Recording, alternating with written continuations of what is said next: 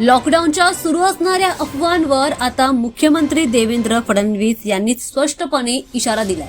देशभरात इंधनाच्या तुटवड्याच्या अफवांनी सोशल मीडियावर मोठ्या प्रमाणावर याची चर्चा सुरू आहे. काही मेसेजेस तर कोरोनाच्या काळातील लॉकडाऊन सारखा लॉकडाऊन लवकरच लागू होणार असल्याचे भीतीदायक मेसेजेस फॉरवर्ड करायला सुरुवात केली आणि त्यामुळेच नागरिकांमध्ये भीतीचं वातावरण निर्माण झालंय. बऱ्याच ठिकाणी पेट्रोल पंपांवर लांबच लांब रांगा लागल्याचं पाहायला मिळतंय. याच पार्श्वभूमीवर मुख्यमंत्री देवेंद्र फडणवीस यांनी थेट भाष्य केलंय. अफवा पसरवणाऱ्यांना चांगली शिक्षा मिळेल असं देखील त्यांनी म्हटलंय. त्यामुळे चुकीची माहिती पसरवणाऱ्यांवर कायदेशीर कारवाई केली जाईल असं त्यांनी थेट शब्दांमध्ये म्हटलेलं आहे. या व्हिडिओमधून त्यांनी काय म्हटलंय ते बघूयात.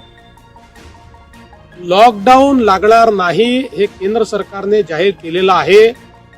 जे लोक अशा अफवा पसरवत आहेत त्या सगळ्या लोकांवर फौजदारी कारवाई केली जाईल. मी स्पष्टपणे सांगतो, अशा पद्धतीच्या खोटी माहिती फेसबुक किंवा एक्स किंवा कुठल्याही सोशल मीडिया प्लॅटफॉर्मवर टाकणं किंवा अशा प्रकारच्या खोट्या पोस्ट या व्हॉट्सअपच्या माध्यमातून पुढे पाठवणं तुम्ही फॉरवर्ड तरी केली तरी तो गुन्हा ठरेल आणि अशा गुन्ह्यातल्या प्रत्येकावर फौजदारी कारवाई होऊ शकते. त्यामुळे मी सर्वांना या ठिकाणी स्पष्टपणे सांगतोय की खोट्या अफवा पसरवू नका, नाहीतर फौजदारी कारवाईला सामोरं